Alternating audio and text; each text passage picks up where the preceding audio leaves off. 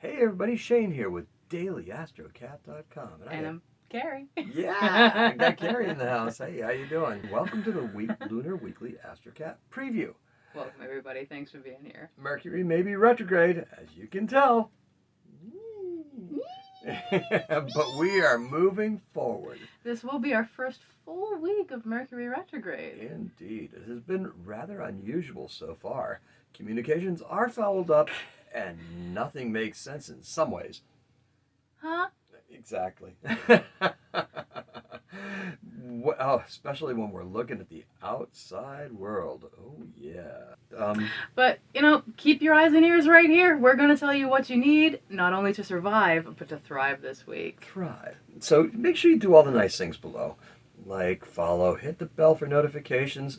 Hey, if you even get a notification, you can come on, and sometimes I might even be in chat. You never know. Yeah, show us the love. Remember, it's dailyastrocat.com by Stella on Facebook, daily-astrocat.com by Stella on Facebook. And you can also ask for an invite to our community-oriented Facebook page titled Mooncats of DailyAstrocat.com. Yay! Mooncats of DailyAstroCat.com. I was just following up with your echo. Anyway, okay. Hey, this week we're going to be focusing on one thing and one thing only. Oh, what can we do to start accumulating some money? See, I leave that gesture to her because she's really good at it. So the moon begins this week in Leo, and we will end the week with the moon in Sagittarius. Indeed. 1 week closer to Halloween. Get your candy shopping done now, because if you notice, the stores don't have much in the way of Halloween stuff. So get the candy now, because if you wait too long, you're going to get stuck with jelly beans. Yeah, so where am I getting the candy? In the Christmas section? Exactly. Thanks, COVID. Uh-huh. This brings us to our section called What to Watch Out For! Good Lord. Can't wait till we're in 3D, let me tell you, folks. Watch out! Yeah, exactly. Watch out. Well, I need to watch out for writing this Speaking section. of Christmas, you better watch out. Once again, getting stabbed all over because of Mercury retrograde. Yeah. All right. You ready? Yeah. Okay. I think I need to watch out for writing this section too far in advance. Nonsense. You do your best work when you avoid being too topical. Everyone should learn from this. Myself included. Discuss ideas and principles and, well, feels. Leave out any partisan BS. Oh, yes, indeed. The partisan BS just gets you in trouble. Retrograde Mercury presents us with challenges. It will also challenge us to do a better job on focusing. Uh-oh. I'm in trouble. Won't be very easy when distractions are so promising. Distractions like Shane, gracefully exiting as I prepare to take you all for a deep dive. As? Stella. Stella? Cool. I'm going to go over here and drink beer. Rude. The moon is approaching the sun as her countenance is darkening. All of the planets can feel the contradictory pull of Venus as she prepares to exit Scorpio. This feeling weighs heavily on the moon as she speaks to the sun. I find this realm to be most odd. Normally it is pleasant. Now it feels like we are hungry. So hungry. Hunger for justice, perhaps, while others hunger for comfort and reward. What are you feeling, son? The sun responds. Well, I see you're going to be carrying the burden of Venus in Scorpio long after she enters the realm of Jupiter. The moon casts a smoldering eye towards the sun. It is our burden. The sun looks around, a bit discomforted by the moon's glare, and sees Mars. Mars, what are you doing? Why are you making investments at this time? Mars bows to the moon and turns to the sun. Does the party that Scorpio and Venus are having right now bother you? Venus is in a place of power, and the moon is going to receive that power and pass it along to Mercury. Mercury comes along, whistling a retrograde tune. Mars, did you call for me? The moon takes out her gazing ball and turns to Mercury. Tell me, what do you see? Mercury squints at the globe. I'm afraid I can't see anything, but I feel like I am going to be fulfilling a promise of sorts. Mars and I are both helping Saturn innovate new ways of looking at career and financial outcomes. The ball flickers and Saturn comes into focus. Ah, Mercury. Idly chatting with the moon, are we? That means the Sun and Mars are nearby. Luna, Pluto is direct today. You should be eavesdropping on him, not me. Also, for heaven's sake, summon your dragons, Luna. They know where we are headed. The moon holds her chin firm and high, and stifles an eye roll as she passes the gazing ball to the sun. Seeing the sun, Saturn winks. Sun, remember this day. We need to invest heavily into the future. Jupiter is poised to make our dreams reality, provided they are boldly conceived and executed. The moon takes the globe back from the sun and nods. Pluto is our way forward through all of this. Pluto appears in the ball and smiles. Greetings, all. Ideas are very nice and all, but the company of 3 ladies is even nicer. Mars looks bemused by this. Pluto, as important as making time for pleasure may be, it is imperative that we change the right things this time around. Mercury catches his breath as he steps back from the gazing ball. Oh, why, hello, Scorpia. Scorpia smiles deviously and blows Mercury a kiss. Have a nice trip, Mercury. I will see you soon enough. Venus has a mission for you. Venus looks towards the ball and speaks with intention. All of you need to prepare the House of Taurus. Neptune has said that soon the moon's dragons will launch from there. Scorpia adds with a wicked grin, and also from here. Mars, Venus, and Pluto will all have an important role in the upcoming year.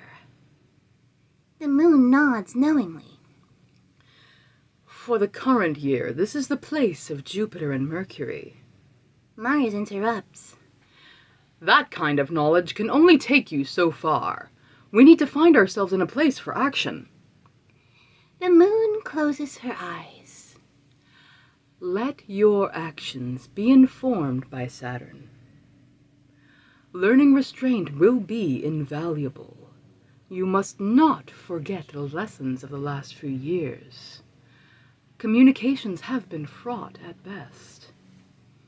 Neptune steps forward, and a mist rises from the globe, surrounding the moon and all who are present. Now, Mercury, Neptune coos. find your way back. Touch the original purpose, and when you return, bring it forward and into the present in a new way. Venus interjects. A way that makes money. Venus raises a glass and shares a toast with Neptune, Scorpia, and Pluto. All right. So anyway, hey, who writes that stuff? I don't know, some crazy lunatic. I think have it's no idea, but you do a really good job of presenting it. So yeah, I don't know how yeah. You They've do kind a of just really become a good part of job. me now. All right. So anyway, hey, that was good stuff. Yeah. That was actually taken from Wednesday when Pluto does go direct. Just so you know, in case you're keeping track. All right. Of course, I have to keep track. I mean, you're only capable of tracking the vague and obscure, let's face it. I have to keep track of everything else. It's true. Well, okay, as you can see, we're still having quite a different kind of Mercury retrograde experience. Yeah. Oh, yeah, we're talking about investing, we're talking about doing things, we're talking about keeping ourselves on track. So, there's a hint in that deep dive that refers to the dragons of the moon, and this would be a new concept to any of our first-time viewers. Could you explain a little? I can. Look, This is going to be better addressed over the next several months on the actual website, but let us just point out that the nodes of the moon, which is where the eclipses occur, currently they're in Gemini and in Sagittarius, move like the planets in 2-year cycles, but it's counterclockwise. So that is what the dragons refer to. So if it was in Gemini, it's actually going to be moving into Taurus next. And the opposite of Taurus is Scorpio. So that's why you had Scorpia saying in Taurus and in Scorpio. So we have Venus, Pluto, and Mars all being featured soon. All right, good to know. The more you know, the bigger you grow. Indeed, hopefully. Let's begin this week in a slightly lower state of excitement than we had last week, okay? We're just not boisterously moving forward. We're just kind of like slowly doing this. Perpetuating, but just like... It's Time Lord stuff, believe me. We're getting there. I mean, if you think about it, let's just think about what we were a year ago, all right? Just think about that, because it seems like ages. This energy is due in part to the ruler of Libra, Venus, spending her last days in Scorpio. The stuff we're feeling now. Our creativity can be a source of great power, and it's necessary for us to feather our nests with the things that enable us to feel accomplished and appreciated. Exactly. I've been doing Venus things all day. Yeah, like new trim around the doors and exactly. all Like working around the house. Yeah. Opportunities are rising out of seemingly nowhere. Sort this stuff out over Sunday and Monday. It's important for you to keep on believing in the things that you create. Don't lose that. Don't lose sight of that, because you can go chasing all sorts of stuff, but your original intentions are what need to be nurtured and pushed forward. But this is where we can do a bit of course correction and make sure we're on the right track. We won't know what that track looks like, but we will be able to feel exactly when we are on it. By next Tuesday, we will understand exactly what this path is and where it will be leading us. By Wednesday, all the hopes and dreams that we have been having are given form by the new moon in Libra. Nice. Oh, the emphasis is on teamwork, partnership, and beautiful living. Thanks, Venus. Don't blame it on the woman. Blame? That's hardly blame. I'm merely recounting where we're at. I don't like the word recounting at all. It sounds too newsy, like political even. That's a poopy. recount? How about an Recount. audit? Ugh. All right, okay. Oh, God, I have trauma from audits. That is Forget just noise, yeah, okay? Yeah, back off. Venus guys. in Scorpio is all about our power as individuals. That is why it seems so strange to us, because we are not conditioned to consider ourselves in that context. The man doesn't want you to think of you that way, yourself that way. But we are more than the man, trust me. More people are beginning to, however, as they do, as they are gaining the freedom that Uranus and Taurus is championing. On Thursday, Venus enters Sagittarius. I just changed my mind. What I want and need is to use my knowledge so I can go and see places. No kidding. Not so fast.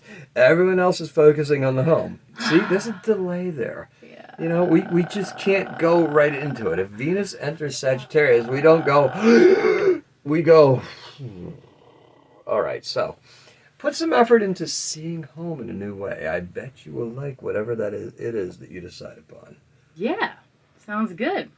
So that's why by Friday we'll be feeling confident and ready to really deliver on our potential, because we are putting energy into having near and dear difference-making things happen. We roar. Well, there you go. By Saturday, we return to the focus and balance of the Libra season, ready to carefully move forward despite Mercury being retrograde. Heck yes, people. So this brings us to our section of Best Days of the Week. Okay. So the best day for love. Well, that's Saturday. Second week in a row. The Scorpio gremlins have been quieted. Things seem to be more fun, and we will be in the mood to learn how to be better partners. Kidding. Oh, that's that Venus and Sagittarius thing. Oh, that's good stuff. Yeah. Good stuff. The best day for business. Oh, that's going to be Tuesday, which is oddly enough. The moon trine with Saturn provides us with a tremendous amount of insight into what we are doing and why.